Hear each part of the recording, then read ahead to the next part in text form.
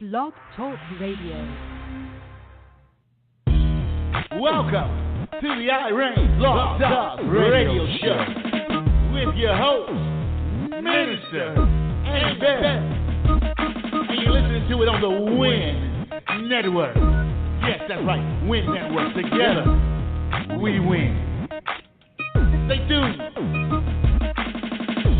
Hand it down, afraid to let it out. Shackles, the chain, the hurt, the guilt, the stain. I'm more than a conqueror. I'm more than a victim. I fight, I win. The chains are broken. 'Cause I reign, you reign, we reign, he reigns. I reign, we reign together, together. I reign, you reign, we reign, he reigns. I reign, we reign together, together. I reign, you reign, we reign, he reigns. I reign, we reign together, together. Say it. I reign, you reign, we reign, he reigns. I reign, we reign together, together, together, together, together, together, together, together. Yes, yes. Good evening, fans of R.E.I.G.N Blog Talk Radio Show. I want to welcome you to yet another show. Again, I always want to start by thanking you for being with me tonight, because you could be doing several other things, I'm sure, but for you to take a pit stop and join us for our show means so very, very much to me. I am Minister Annie Bell, the host and creator of R.E.I.G.N Blog Talk Radio Show, which is an outreach of Wealth Management Ministries Incorporated. We endeavor to bring talk therapy to survivors of child abuse, sex trafficking, and other traumas, as well as providing awareness and resources to prevent these things from happening. And we give it out to the communities across the nation and around the globe. Canada has just joined us as well. So that's our 11th country that are listening to our show. So thank you so much. And please help us to spread the word. Now, we ended the month of January with a bang. I mean, we worked really hard in the month of January. As you know, January is Sex Trafficking Awareness Month.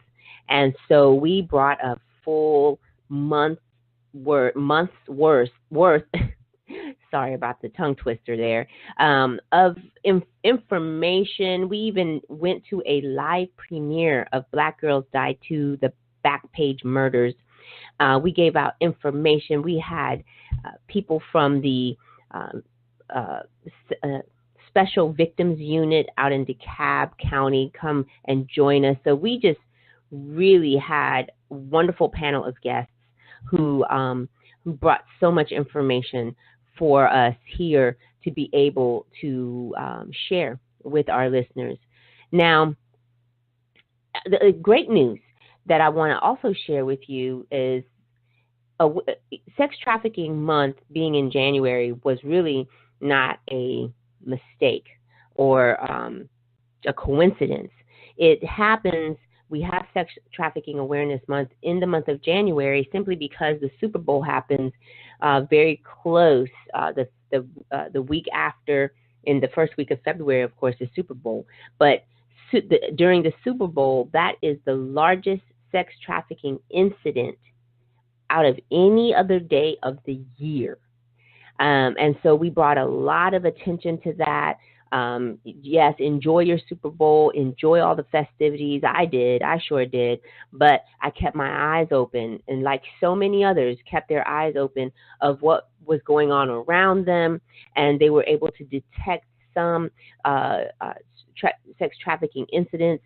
Well, I'm happy to report that in California alone, just this one state, there were over 500 people were arrested for sex trafficking. Over 50 sex trafficking victims were rescued. 28 of them were children. So I just want to applaud everybody, woo, for all the work that you did to keep your eyes open, eyes peeled, looking for those clues and cues to let you know, and to call someone to let them know that there may be a possibility of sex trafficking. Now, again, you don't have to know it all. You don't have to be certain that it is. If you just suspect, okay, that's a big word right there that I want you to focus on is if you suspect it, if something looks weird, that is enough for you to make a phone call. Then let the professionals handle it from there. They will be able to go and investigate and see what's going on. And then if they need to escalate it, then they will. If it turned out to be nothing, oh well. I'd rather err on the side of caution than not, and then a child or another victim goes unrescued. So again, just want to thank you. Now, if you want to read more about this story, I did publish it on my on the R.E.I.G.N Facebook page. The handle is R.E.I.G.N Stop Abuse and Abolish Sex Trafficking. Go on the page and read about it. It's really a great story. Again, we need to celebrate every victory that we have. Become a member so that you don't miss anything and you can be a part of our movement. Well, today, I have a very special guest.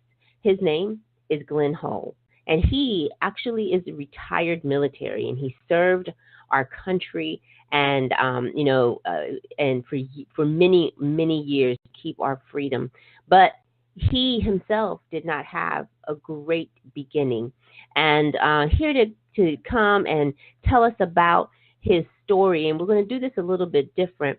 I wanted his story is so engaging and so very, very intense that I did not want to do it the way I normally do it through like an interview process. We're just going to let him tell his story. I'm going to interject with a few things, as questions as I have them, but we're going to let him just tell his story from the day of his birth all the way to his day of his triumph. So, Glen Hull, please welcome to the R.E.I.G.N Blog Talk Radio Show. Hello. Yes, and we appreciate you being on the show and sharing your life story with us. I know that there is a lot that we have to cover. So I want to get started first. Before you start telling us about what happened, tell us about yourself. Like what rank do you hold in the military as a retiree, and tell us a little bit about your family. Well, I served in the United States Army for 30 years, attained the rank of Command Sergeant Major by the grace of God, and I enjoyed my service to the country. Well, I salute you for all the work, all that you have done in the military. Thank you so much, because if not for you and the other hundreds of thousands who are in the military, we would not have, the life that we have now. So I just want to applaud you and thank you for that. Thank you. You're welcome. Well, let's go ahead and get started and tell a little bit about your life from day one. Well, from day one, it started off as a fighter. I was born 3 months premature with a twin sister. We were micro preemies, as she was a pound and I was a pound and a half at birth. My sister Carolyn passed within 3 hours of birth, and the doctors had told my mother that I would probably not make it myself. So life started off as a struggle, and I was put in the hospital or kept in the hospital for, from what I can find out, close to 3 months in an incubator, fighting for my own life. And that was 63 years ago. And my life up to my teens was pretty much a struggle. I was in the when I after I got home from the hospital, my mother refused to have anything to do with me. She did not bond with me. She didn't want to take care of me in any way. In her mind, she had written me off as her child. She wanted a girl so bad that she lost her little girl at birth, and then she felt that I should have also died with my sister. So my care and stuff fell upon my father and those aunts that would come over and take shifts to make sure that I was fed and changed and that kind of thing. And I was so small that my father's socks served as my gowns, and that's how they kept me wrapped up and warm. And my bed was a dresser drawer, my dad's sock drawer to be exact, from what people have told me over the years. So wow. my mother immediately neglected me, and both my needs and my emotional needs as a baby, an infant, and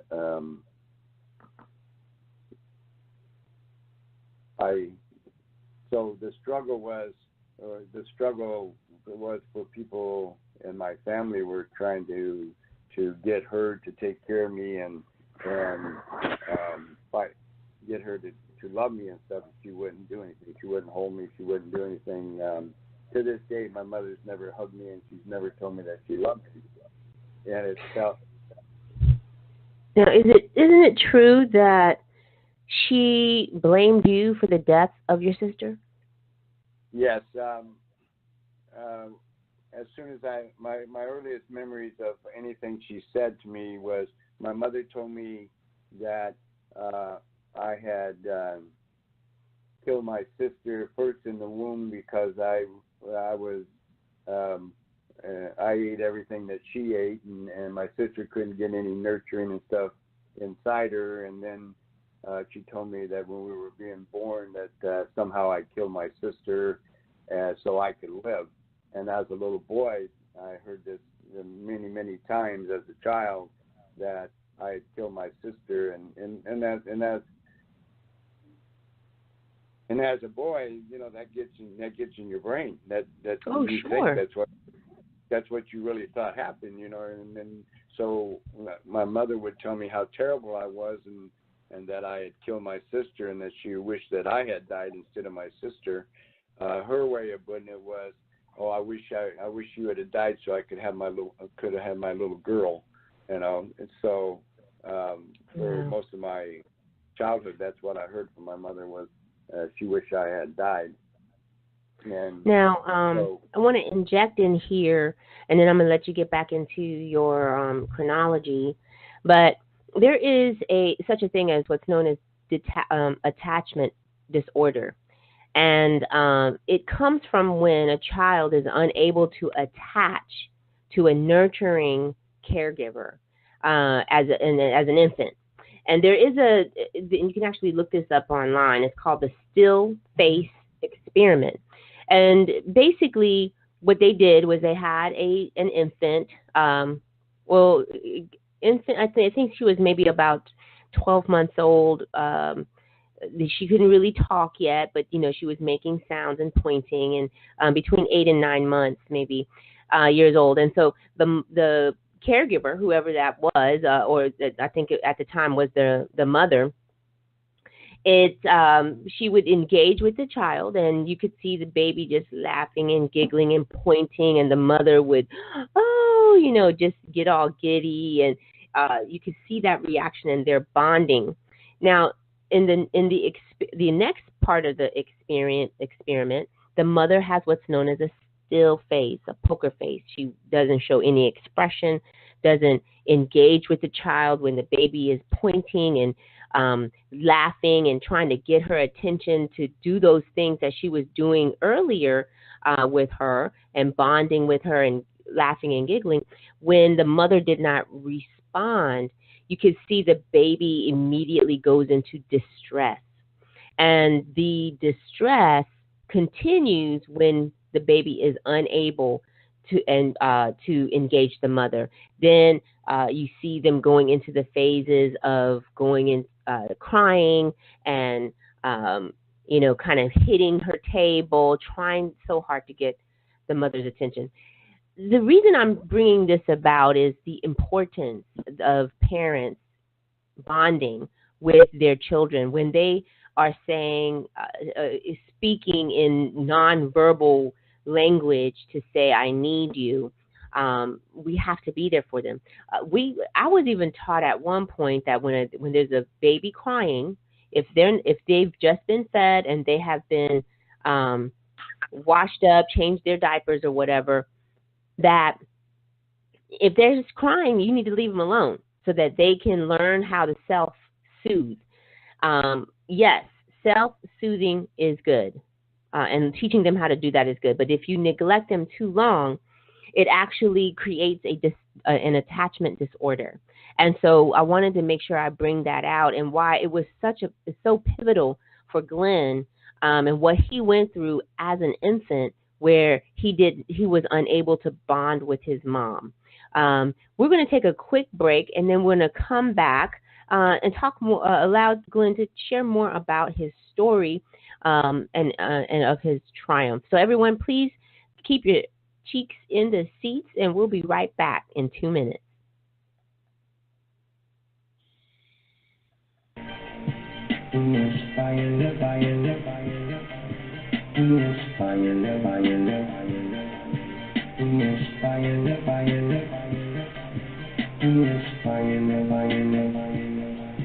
We inspire network. We is not your ordinary radio station. The home of true inspiration. We inspire network. We is not your ordinary radio station. The home of true inspiration. We inspire network. We inspire network. We inspire network. We inspire network. We inspire network. We is not your ordinary radio station. The home of true inspiration. We inspire network. We is not your ordinary radio station. The home of true inspiration. We inspire network. We inspire network. We inspire network.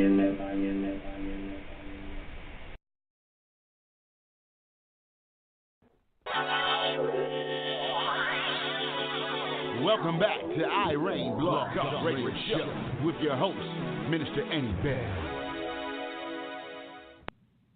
Yes, welcome back to R.E.I.G.N Blog Talk Radio Show. I am Minister Annie Bell, and you are listening to us on We Inspire Network Radio. If you're interested in sponsoring a show or advertising on our mini shows, please contact our marketing department at 201-477-0469.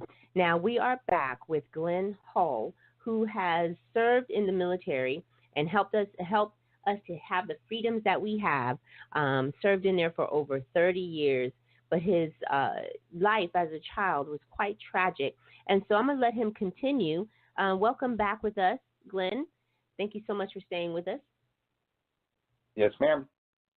And you were basically, before I cut you off, you were talking about how you were so small, so teeny weeny, that you were kept safe in a dresser drawer, a sock drawer, and you wore, they put their socks on you because you were so small. I guess, trying to find clothes for that size baby was hard. So if you can take it from there, with your part of your life story. Okay. Well, right, taking off from where you were talking about the attachment disorder, my mother, her abuse started immediately in the form of neglect and not taking care of my needs and not bonding with me. My aunts told me years later when I was validating and making sure I remembered things as I thought I had, was they would come in and I would be, dirty and messy diapers, that kind of thing, not been fed. To this day, I no matter how much I lose weight, I carry a bloated stomach from being malnutrition. And so my mom and I never bonded as mother, parent, and child. She hated me. She hated me from the start. She made a point to make sure every day I understood she hated me and that I'd killed my sister.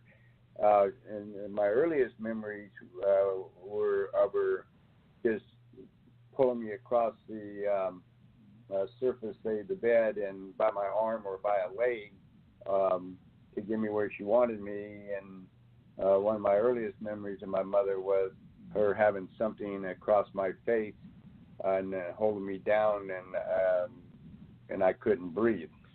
So that was the earliest abuse. I was around four years old at that time. And, so now it has escalated from neglect, straight up pure neglect, with not feeding you, not clothing you properly, not bathing you, to now physical abuse. Yes. And the physical abuse started from what I remember is when I started able to crawl and walk. The first part was crawling. She would put her foot under me and kick me across to me it was across the room. It may have been just a few feet. Or she wanted me to stay still. She would stand over me and put her foot on me and hold me down to the floor, whether it was my stomach or my back or my head if she got a hold of my head, because I was a toddler. And when she have her angry fits, she would grab me by an arm or a leg and throw me across the room against the wall. The very first physical abuse that terrified me as a kid, it stands in my mind and will be there forever, was my mom had put her hands around my throat and had put me against the wall at her shoulder level, and was choking me, and my father walked in. And as a little boy, I remember, going back to my mind as that little boy, I remember my father walking in, and he grabbed her by the hair and swung her across the room, or the hallway. And then he tugged me. He tugged me out of the house. He had a barber shop that he would take me to where I would be safe. As years later, he would tell me. So that was the earliest abuse and physical abuse that I remember. And she would have her fits of rage, and she would, come after me. I was the kid that she came after. She didn't come after my siblings. I had 6 siblings, 4 brothers that were alive, and a sister, obviously my Carolyn, had passed, and a brother that was stillborn. But she didn't go after my brothers. She always came after me. And I was the one that her hate came out of. And then my father went to prison when I was around 4 years old or so for embezzlement, and then the physical abuse got worse with my mother. I remember my aunts would come over, and they would have these really terrible fights about my condition I was living in. I wasn't allowed to be with my brothers. I couldn't watch TV, and TV in those days was a big thing. And couldn't watch TV or go to eat dinner at the dinner table. I had to stand in the kitchen, or my place in the house was always in a corner, sitting on my butt or my hands. If she had a place where she could put me in a closet, she would put me in a closet. I remember there's a closet off the hallway she would put me in and lock it. And she locked me in there hours at a time because I wasn't allowed to be with the family. And as a child, I understood real quick that the family dog was more important than I was, and got treated better too. So when my father went to prison, she started withholding food and not allowing me to eat. So I would steal food out of the garbage if I could, or I would take the dog food back in those days. My mom was so poor she couldn't afford dog food, so the dog got table scraps. So I would steal the dog food. Mm-hmm. And then that was between 4 and 7. And my dad came back from prison, and he was with the family for a few. I want to say, in my mind, he was with the family, from what I understand, for only 6 to 12 months. And him and my mom fought, and she got more violent. And when he wasn't around, she would take it out on me. But when my dad was there, she would throw coffee in his face, or she would throw dishes at him. She had a terrible temper that she would, whatever she'd get her hands on, she threw it at you. Wow, so she was, so there was you've even witnessed domestic violence. And normally it's the other way around. There are more men who abuse their wives than wives who abuse their husbands. So you actually witnessed the wife abusing the husband. Now, and I'm sure this has gone through your mind as many times that you have had to suffer this, and the many days that you've suffered through this, wondering why didn't he take you with him if he saw that she took her ire out on you. I wonder what made him leave you there. Why didn't he take you? That would have solved the problem, because he was not abusive, correct? Not that I remember, no. Mm-hmm. My dad was a very big man. He was 6'6", 6'7".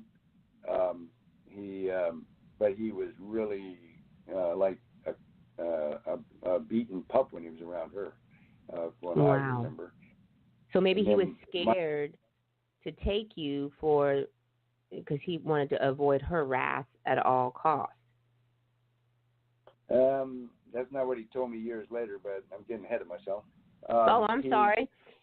No, that's fine. My father left to get away from her. One day my father came home, and this is after he had caught her choking me against the wall, and he took me to his barber shop, and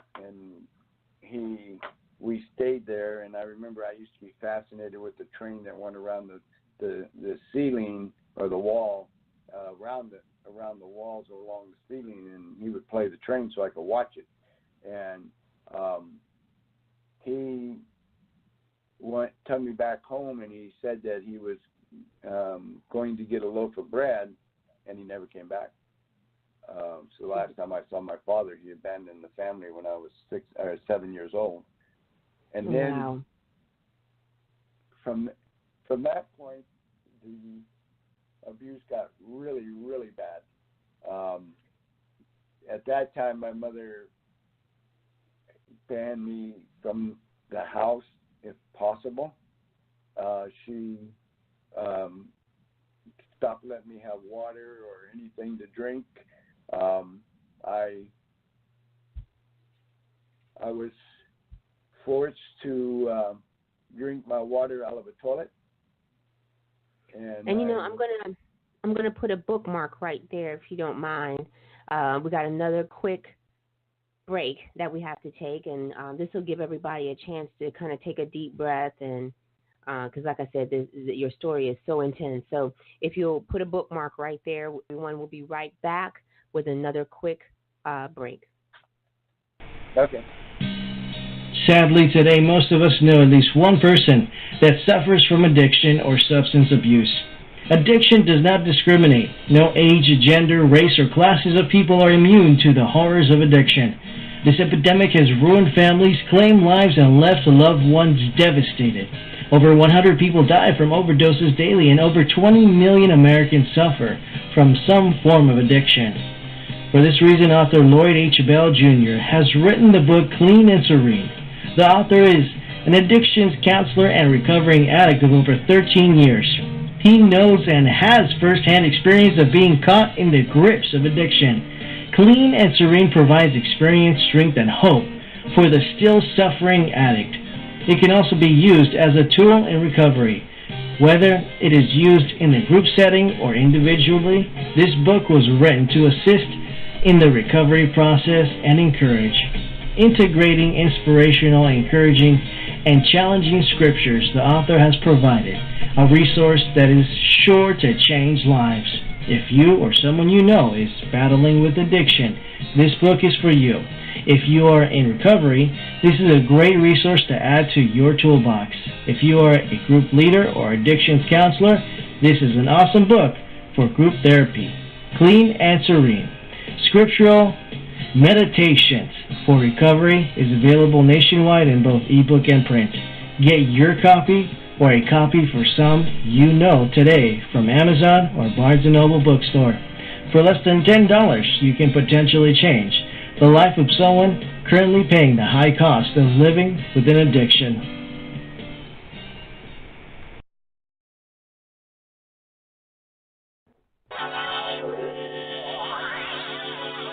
Welcome back to R.E.I.G.N Blog Talk Radio Show with your host, Minister Annie Bell. Yes, yes. Welcome back. This is Minister Annie Bell with R.E.I.G.N Blog Talk Radio Show on the We Inspire Network Radio. If I do want to offer a trigger warning at this time, I know we're talking about some intense things, and some of our listeners I know have gone through are survivors. And so if this acts as a trigger for you, if anything that we're talking about, please don't suffer alone. Call and reach out. We have prayer every Thursday on Facebook as well. And so reach out to us. Become members of the R.E.I.G.N Stop Abuse and Abolish Sex Trafficking group. And we also have counseling available and talk therapy available. Just don't suffer alone. We were just talking with Glen and talking about how in his Glen Hull and how his life had taken even a worse, route of abuse since his father had abandoned them at a young age. So you were talking about, Glen, welcome back again. You were talking about how you were now forced to live outside, not on the streets, but you were living outside of the house. So can you kind of talk about what that looked like? Yeah, my mother lost her house. They had like a brand new ranch type house when my dad left, and so she lost her house, so she moved into a house that was in the orchard of Washington State, an apple orchard, and it had a front porch on it and was screened in, and so that's where she threw a pile of blankets and said that's your home now, and so she would not let me inside the house. at nighttime, and I was out in the elements on this porch with an open cesspool,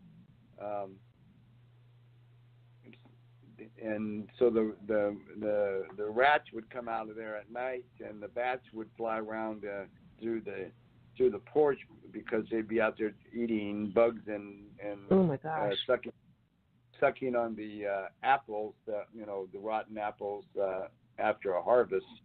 And so I would lay in a corner at night, and I would be terrified all night long. And at this time, you're how old? I'm a little over 7 years old. Oh my God. And I would stand outside, and at first I would I'd beat on the door or the wall, and then she'd come out and she'd whip me or beat on me, and then leave me crying and lock me out of the house. And then I would stand outside the house watching the inside of the house as my brothers and her were doing what families do, So oh my gosh. So from 7 years old until I was 10 years old, every place my mother lived, I lived outside. The porch, I lived in a dirt cellar. At one place, another place I lived in a wood shed where you keep the axes and tools for wood cutting, and anybody from those days knows that was just 4 walls with nothing else around it. Sure, no insulation. Nothing, and you would get some blankets. My Betty. Are you there? Yes, I was asking, did she give you a blanket or? No, she, an aunt or an uncle would come by and see that I didn't have bedding or a mattress, and they would bring one. They would bring them out and say, "This is his bed," and then as soon as they left, she would give it to one of the other boys. And then if I did have a bed, the bed that I had on that screened-in porch was filled with maggots and stuff from the animals that I was, they would bite on my feet and stuff at night. And like I said, I was terrified. During the night I didn't sleep very well because I was scared of the animals. And then gosh. I would sleep. I'd fall asleep from exhaustion. But yeah, I was very, very unkept and very dirty in those days. To this day, I want to make sure that our listeners understand. I mean, you didn't live in Hawaii where the weather was nice at night. You lived in Washington State, which is kind of dreary, right? A lot of moisture in the air and cold, frigid. What were the temperatures at night?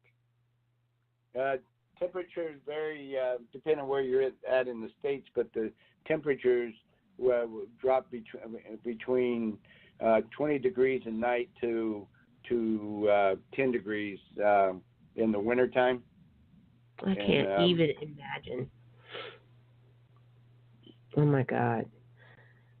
And for you to still be alive, I'm sorry. I'm just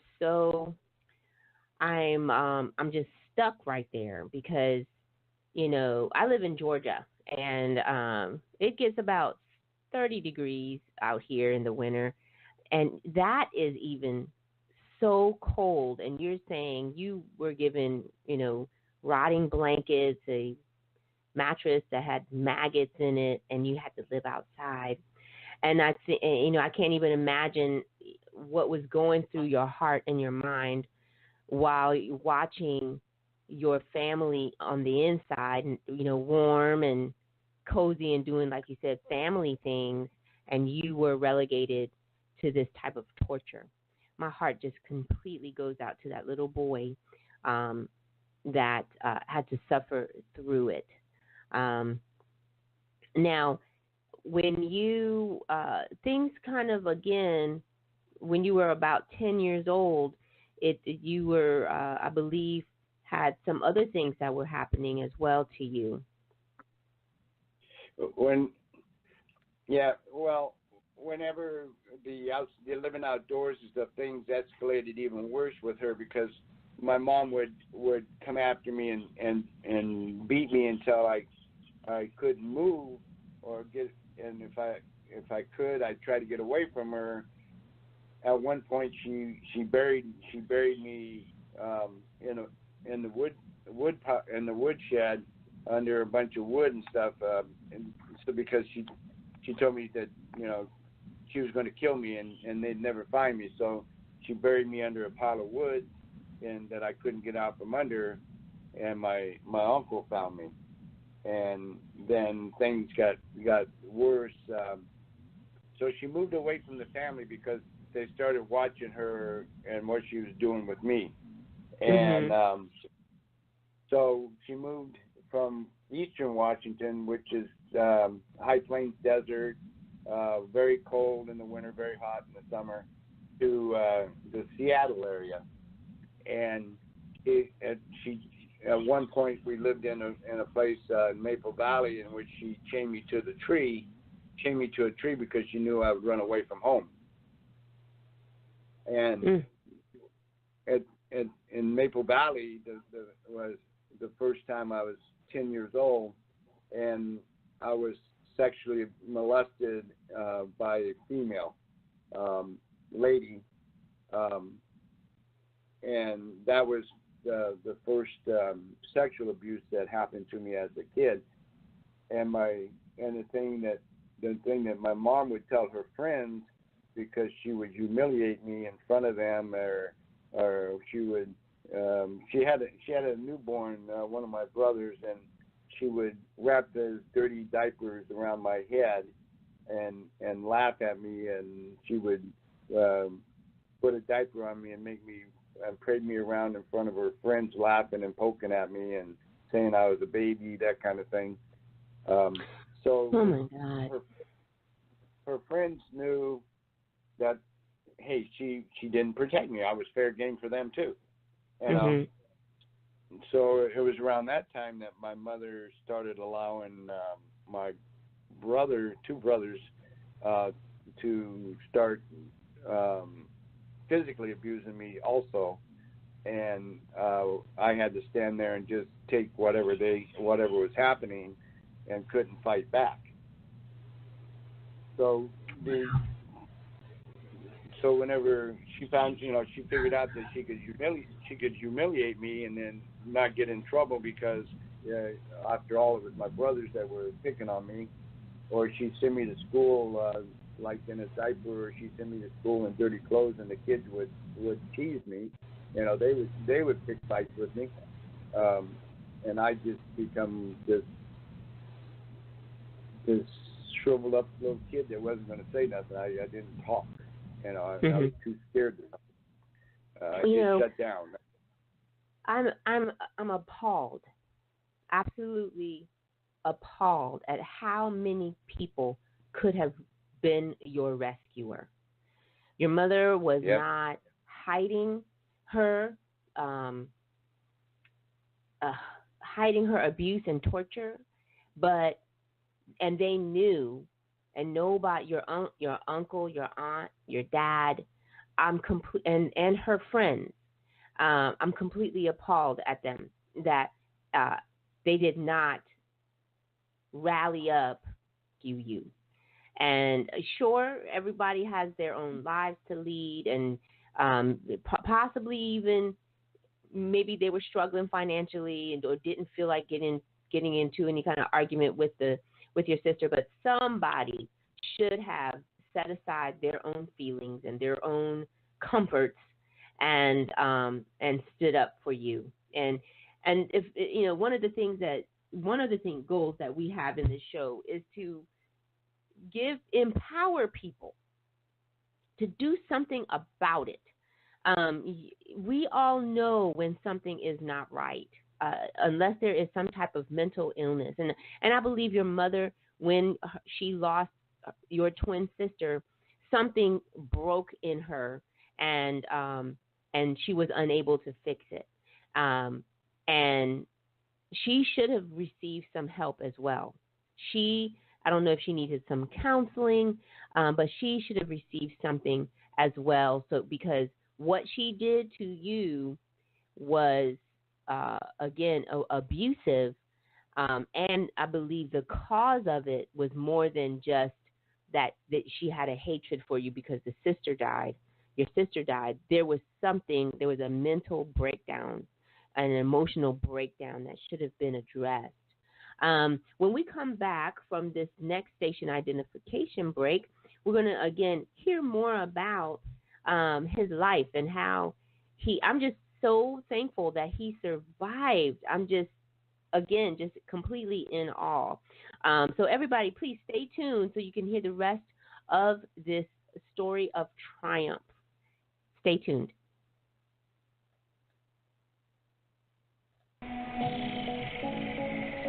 Hello, everybody. My name is Minister Annie Bell, and I am the host of R.E.I.G.N Blog Talk Radio Show, where we endeavor to bring talk therapy to survivors of child abuse, sex trafficking, and other traumas, as well as being the vehicle by which we use to bring awareness and resources to the community to aid in the prevention of these abuses. R.E.I.G.N, which is a declarative acronym for the individual survivor. That means I identify myself as a survivor, no longer a victim. R, reclaim my life. E, excel at living. G, grow in Christ. And N, nurture myself and others. This declarative acronym has developed into a victorious lifestyle brand that empowers and aids in the healing journey of survivors of abuse, sex trafficking, and other traumas. I have also written a book entitled with the namesake, R.E.I.G.N, A Survivor's Guide to Thrive, which is now available at Amazon.com and Barnes & Noble. Pick up your copy of my book today and join me every Tuesday night at 8 p.m. here on We Inspire Network Radio, where together, through God, we win. If we endure, we will reign with Christ.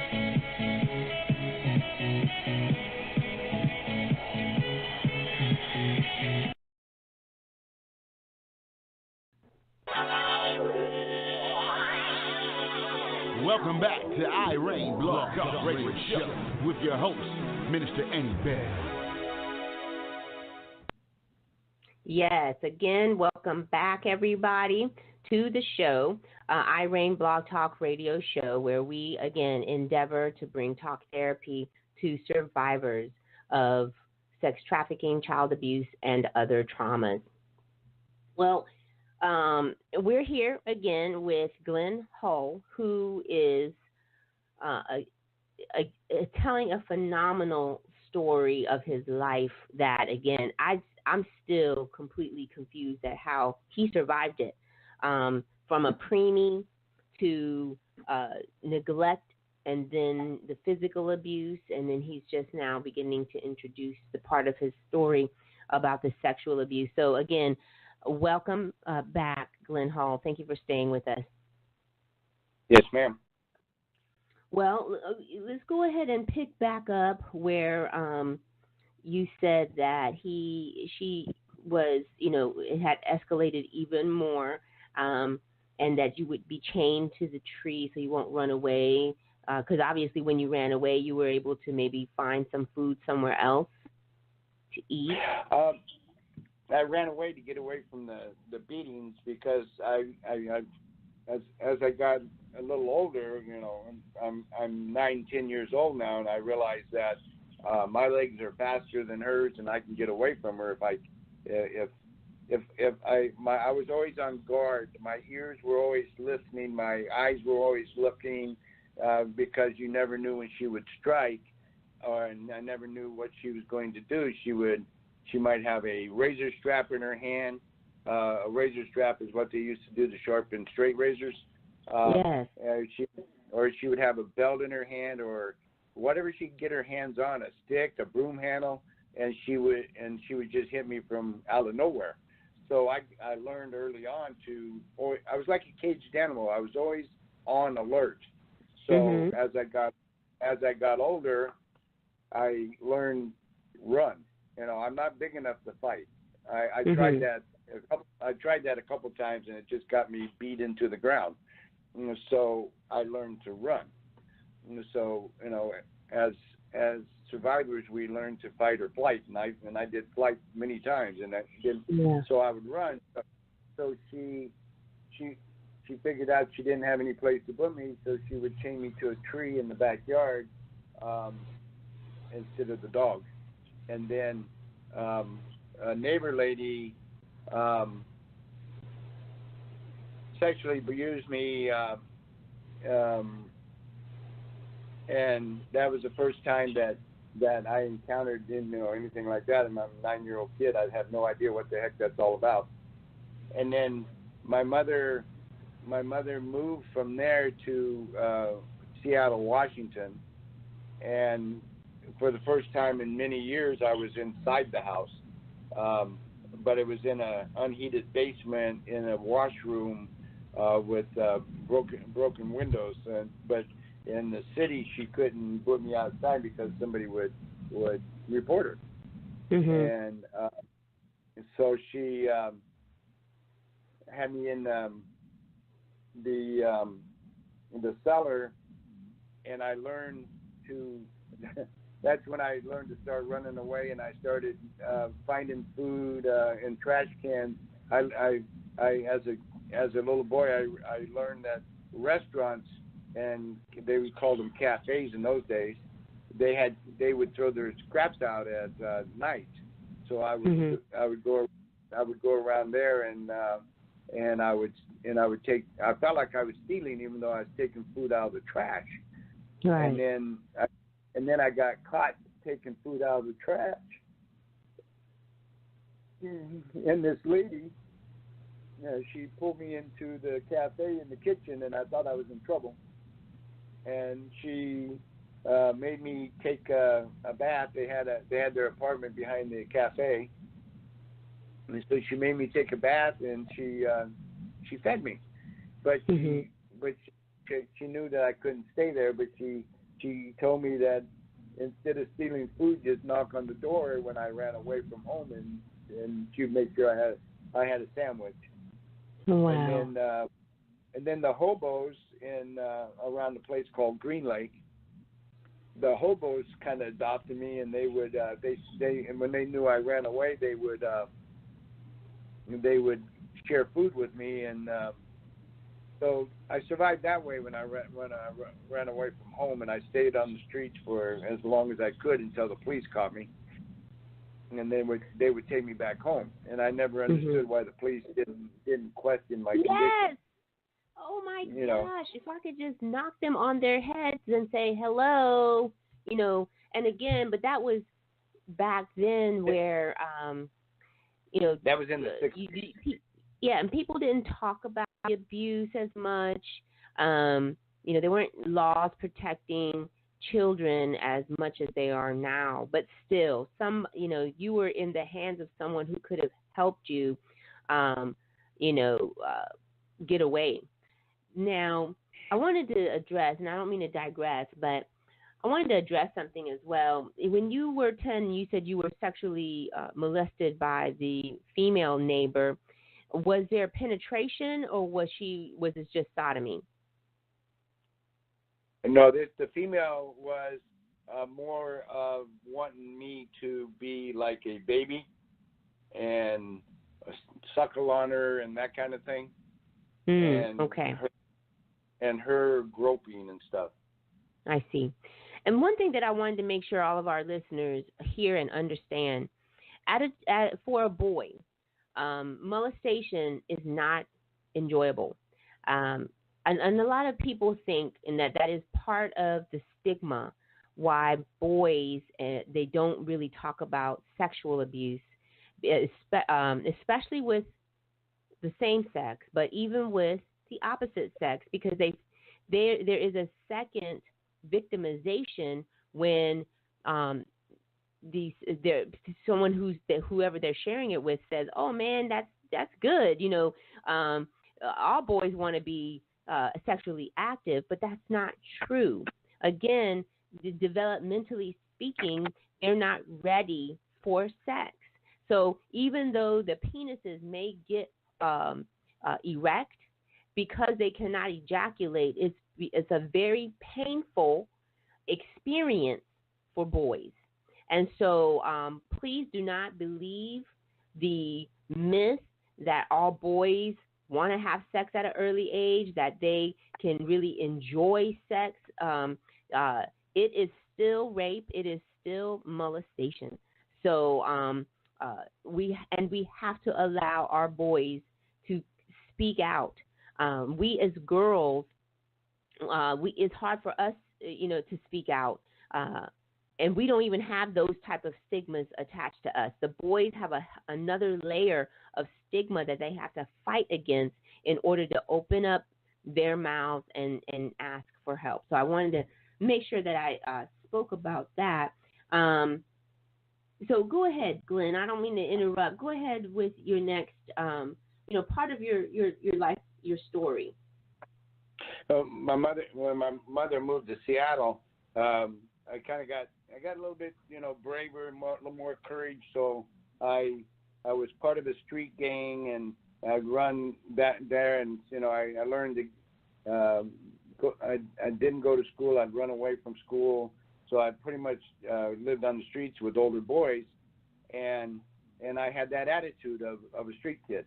And then I started fighting back within the house against my brother that was a year younger than me, but he was allowed to beat on me, and so I just started fighting him back, and found out that I could win, and then we had a neighbor. We had two guys move in next door to us, Dick and Hank. And Dick worked somewhere. Dick worked for the railroad and had gotten in a horrific accident where two rail cars had pinned in between them, and so he had really bad wounds on his back side, his buttocks. And Hank was his partner. And of course, back in those days, I had no idea what being gay was, or bisexual, or anything like that. And but there were two guys next door that gave us boys attention. Mm-hmm. So any attention at all, I was like a sponge. If I thought I could get some attention, I was there, And one day, my mother pulled me out on the porch of the house, and she was beating on me and knocking me around the porch, and I was trying to get away from her, but she's holding me by my hair, and she kept hitting me. And then she looked at Hank, who was standing there watching her, and she threw me in the yard. She goes, "Do whatever you want with him. I don't care." And I won't use the colorful language she used. Mm-hmm. And she threw me in the yard, and she threw me to the wolf.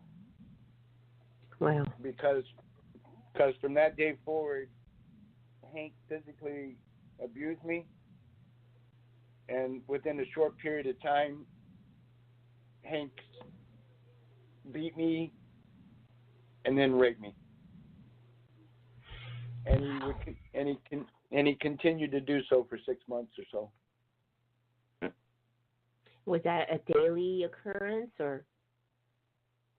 No, it was my mom would go out of town, or she learned that if she took me to certain family members' house, that they would allow me to have sweets, or that I could eat with my brothers, or I was allowed to watch TV. Everything that I wasn't allowed to do in her house, my aunt and uncle said, yes, in our house he will.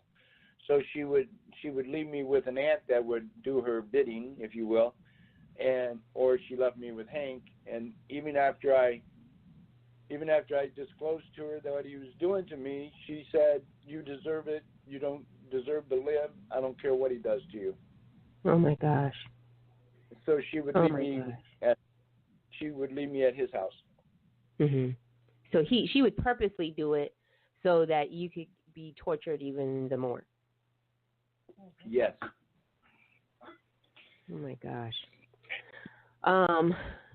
This is again such an intense story. I'm gonna take another station identification break, and everybody just take a deep breath. And his story of triumph is coming. So everybody, just stay tuned for just a few more moments. I'll be right back. Hello, my name is Minister Lloyd Bell Jr., CEO of We Inspire Network Radio. God bless you, and I am Minister Annie Bell, the COO of We Inspire Network Radio. We had you, our listeners, in mind when we created We Inspire Network Radio, or as we like to call it, WIN Radio. We incorporated your thoughts and opinions to ensure that our programming will embody true inspiration.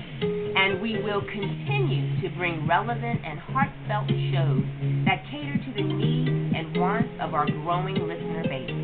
Please subscribe to our network so that you can stay connected. Join us here every week, where together, through God, we win.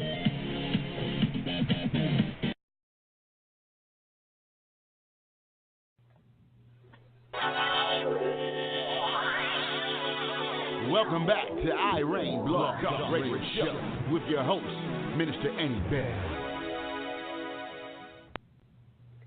Again, welcome back to R.E.I.G.N. You are listening to a special 90-minute broadcast of Glen Hall and entitled "When Mothers or Moms Abuse." For those who don't know, we are a outreach of Wealth Management Ministries, where we teach financial literacy and also offer Christian counseling to help bridge the gap between the rich and the poor. So if you are in need of any type of counseling or even financial literacy programs, please do not hesitate to give us a call at 201-477-0469.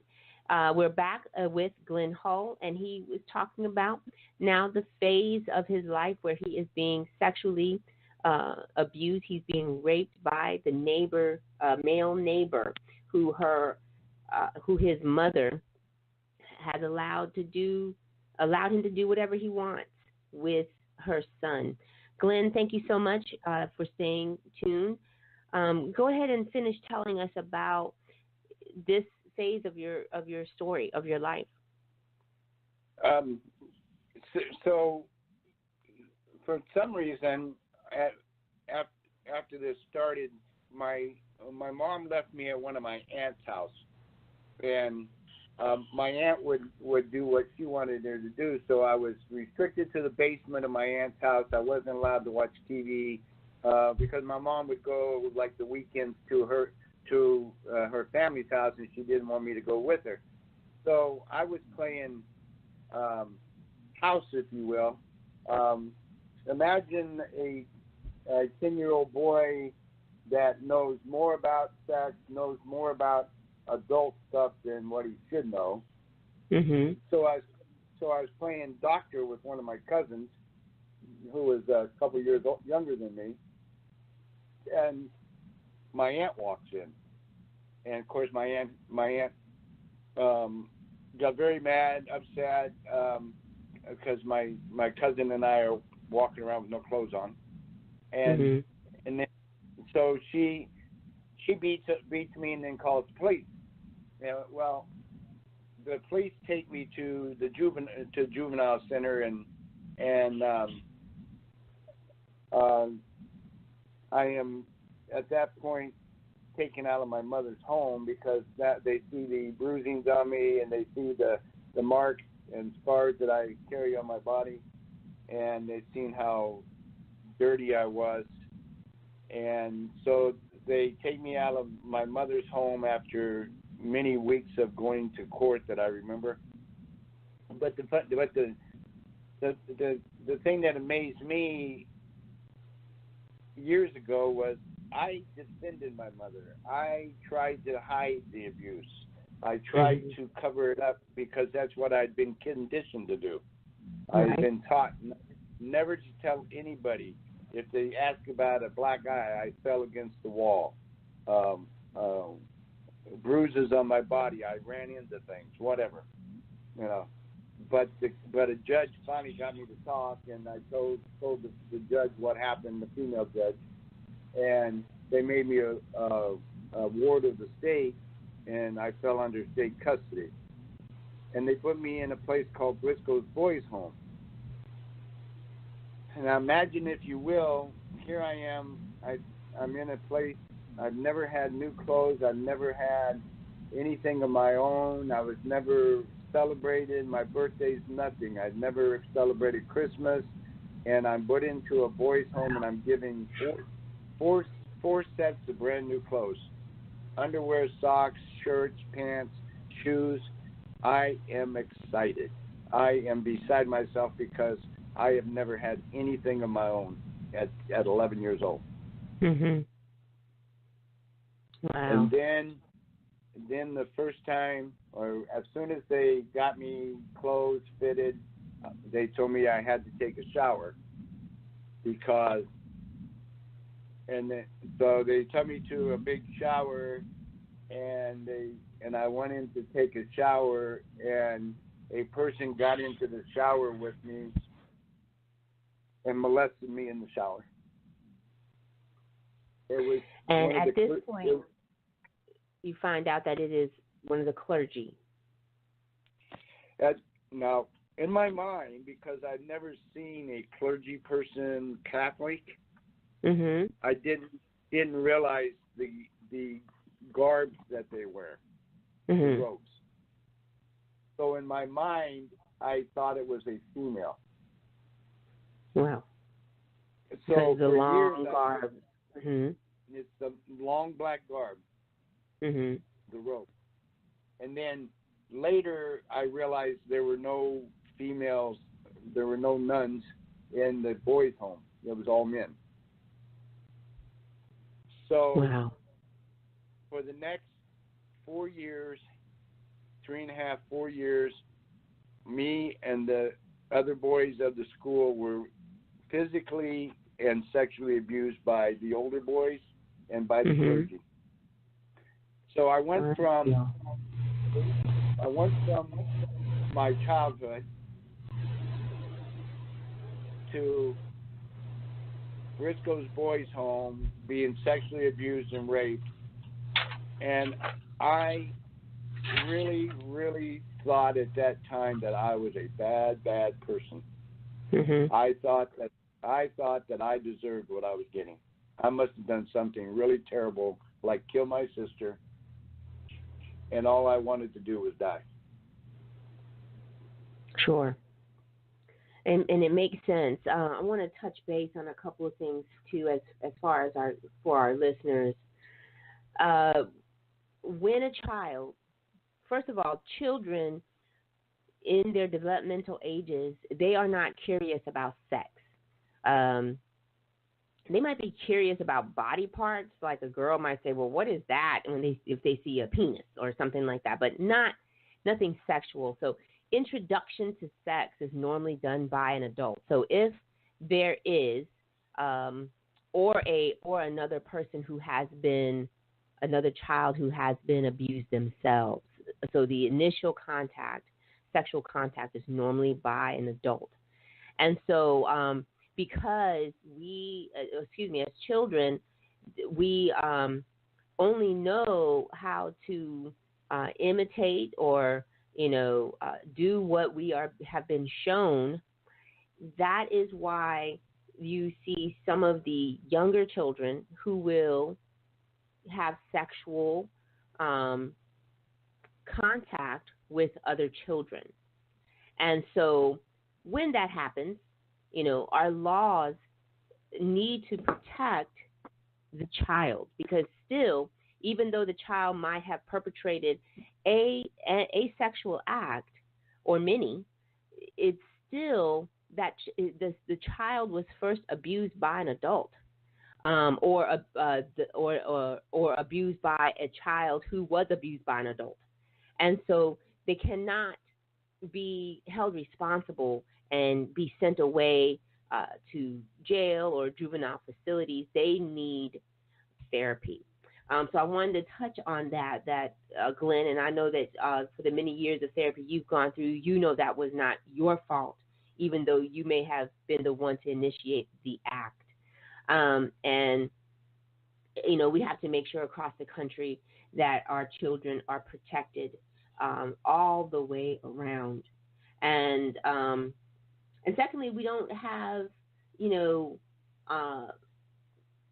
proper therapy, even now, as much as there's much awareness there is about it, we still don't have as much therapy or counseling or something that that is awarded to those who have been abused. I mean, if we don't seek it out ourselves, a lot of times we don't receive that. So, did you get some counseling? When did you start getting counseling? Because I can tell by the way you talk that you have received some counseling. Yep. My earliest counseling was in the juvenile hall in the boys' home. The boys' home, because it was mandatory that you receive counseling.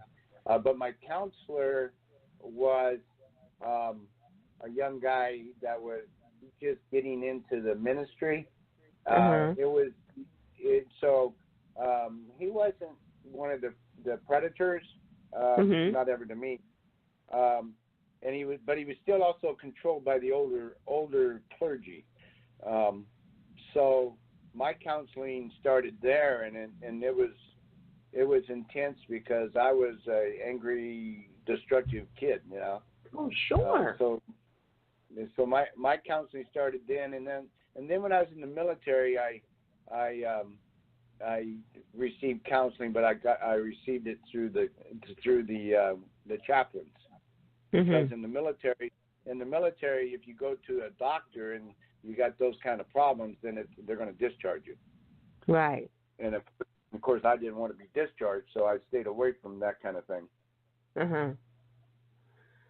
Wow.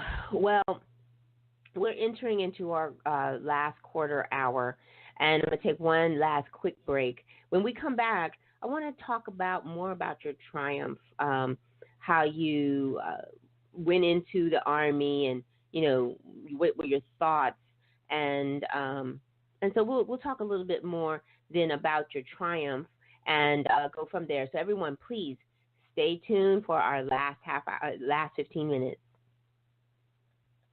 Have you priced commercials lately? Advertising can truly break your budget. At R.E.I.G.N, we eliminate the most common hurdle to advertising. Advertise with R.E.I.G.N to reach potential customers locally, nationally, and internationally for as low as $150. Yes, that's right, $150 per commercial. We Inspire Network Radio is a new and rapidly growing online radio network that boasts of dynamic seasoned show hosts who are drawing audiences from across the nation and abroad. Africa, Australia, Scotland, Canada, just to name a few. We also have the technical capabilities to advertise your products and services through sound bites, slideshows, and more. No long-term contracts. You pay per show. Advertise on R.E.I.G.N, and you are sure to be a winner. For more information, call us 201-477-0469. Email Annie Bell at wealthmanagement-fs.org.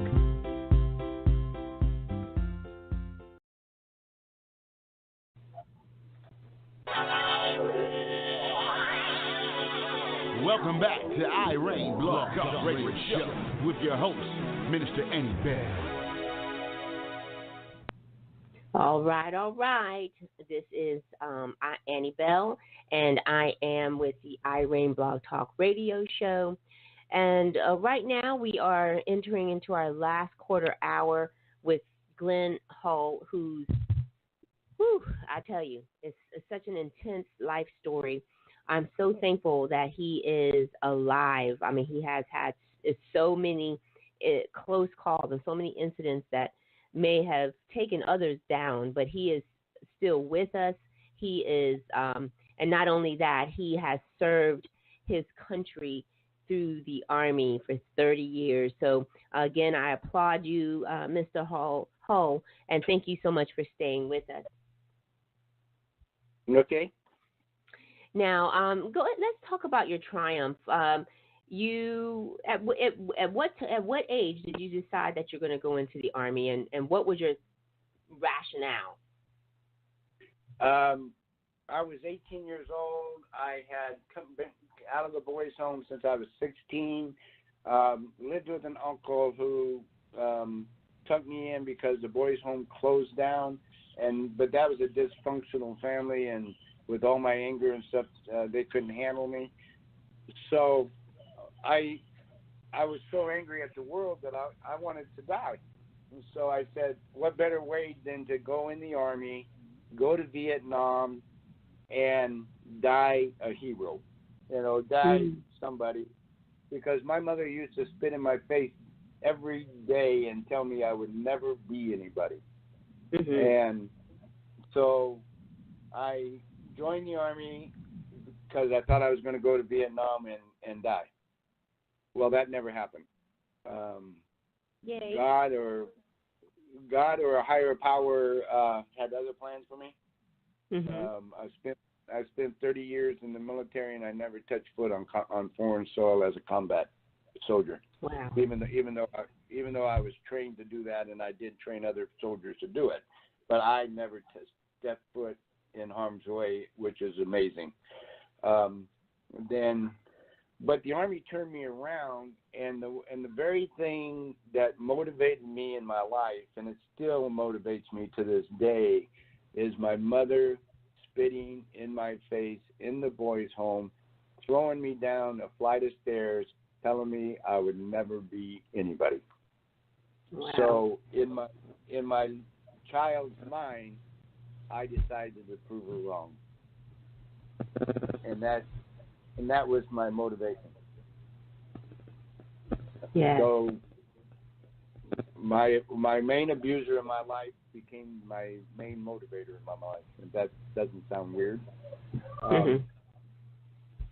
And in the Army, I found a home. I found camaraderie among soldiers. Mm-hmm. Yes. They became my family. I learned in the Army many things. Thank God, and one of them was to be a leader and a counselor, and helping other soldiers that were like I was. And then once I left the Army, a very beautiful lady who was a survivor of the Nazi concentration camp, and an Italian gentleman who was also a survivor of Nazi Germany. They became my motivation, because once I knew their stories, I said, if they can do that, then I can move on with my life without having to be. The main thing I learned was, do not stay a victim, because staying a victim destroys your life. That's right. That is so right, and that's the the I in our acronym. I am a survivor, no longer a victim. And once you're out of the victim mentality, that is when you truly can begin to thrive. Now, my question, all these years while you were going through, how did you keep from completely losing your mind? I didn't at one point. At one point, I lost my mind. At one point, I became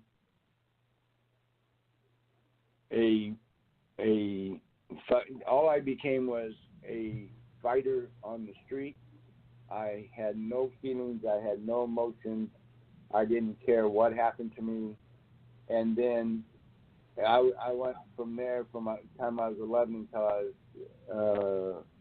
until I joined the Army. And I just didn't care. I didn't care what happened to me. I would pick fights. I would put myself in harm's way, hoping somebody would hurt me or kill me. And then in the Army, I ran into who would become my savior. It would be a guy by the name of Sergeant Polk, and he took me under his wing and taught me to be a soldier, and that was my turning point.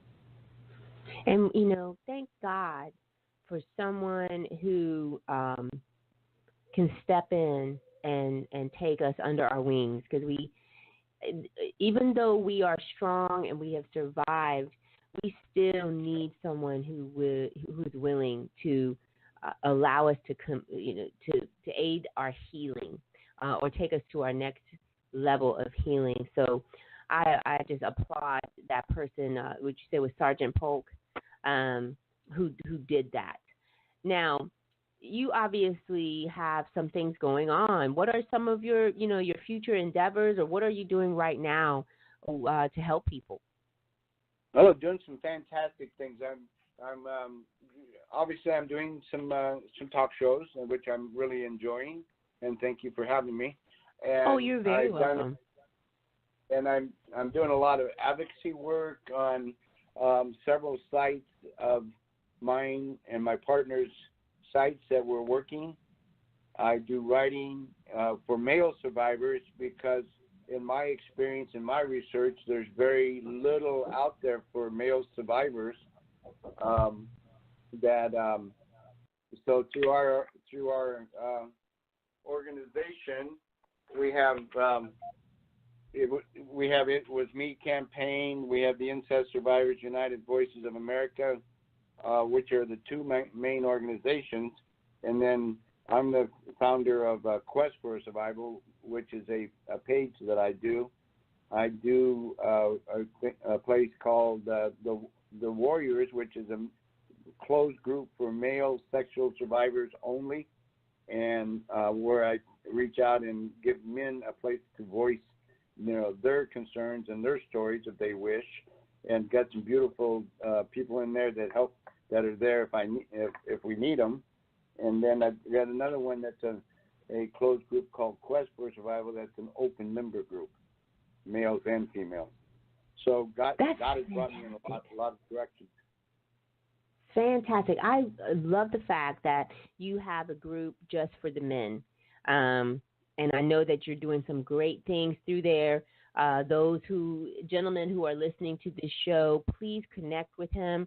You can connect with him through my Facebook page as well, R.E.I.G.N, Stop Abuse and Abolish Sex Trafficking, or you can search the handle through Facebook. But whatever means, please get connected to his group so that you can get some nurturing, get some of those crazy memories out of your head and into something that is that's going to allow you to vent properly, and being around other people almost in an anonymous way who have suffered what you may have gone through really truly aids again in your thriving. We just don't want you to live. We want you to thrive in your recovery.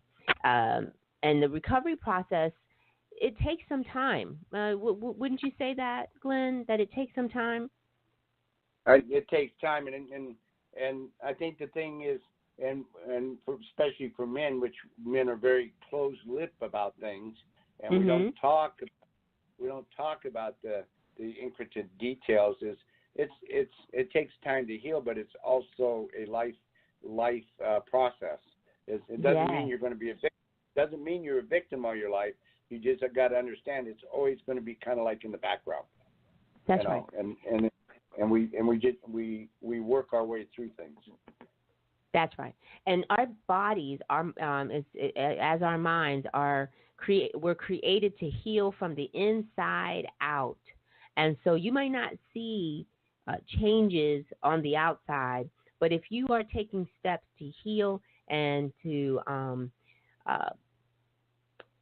thrive, you're going to see things more, feel more things on the inside before you see it on the outside. So now, Glen, for our listeners, how can they get in touch with you or your team? They can reach out through our Incest Survivor organization, or It Was Me campaign organization. They can Google that, and it will take them to the site. Or they can look us up, me specifically, as Harold Glen Hall on Facebook. If they would just, when they do a friend request or whatever, I normally go back and look. The organization is www.isuvoa.com. That's where they can reach out and leave us a message. Great. You are a true hero, a true warrior. I am so humbled to have had you on my show, and thank you so much for being so candid with your sharing your story and your triumph, Glen. Thank you so much. Thank you for having me. I appreciate it. You're very welcome. You're very welcome. And for that, of course, I would give you a great job. As we transition to our wisdom to reign, I just want to say the greatest revenge over our enemies is our own success. So succeed in your recovery, succeed in your healing, succeed in your life journey. To make a donation or to get in touch with me or my team, please go to www.wealthmngt.org. And, of course, you can follow me on Facebook and Twitter and Instagram at R.E.I.G.N, Stop Abuse and Abolish Sex Trafficking. You can also go to YouTube channel, which is R.E.I.G.N Blog Talk, and become a subscriber. All of our shows are uploaded on our YouTube channel. Now, I want everyone to repeat after me. I reclaim my life. I excel at living. I illuminate the dark. I grow in Christ, and I nurture myself and others. Let's reign together with Christ. I will see you next Tuesday at 8 p.m. for another informative show on Talk Therapy. Thank you so much for staying with us. Bye-bye, everybody.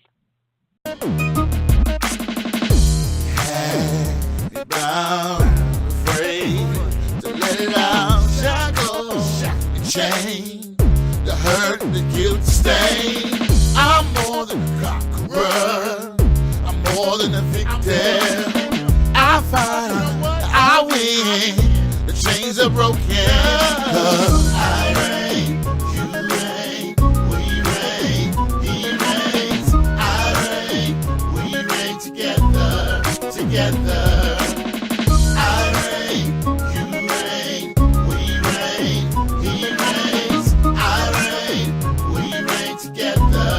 Together, I reign, you reign, we reign, he reigns. I reign, we reign together, together. Say it. I reign, you reign, we reign, he reigns. I reign, we reign together, together, together, together, together, together.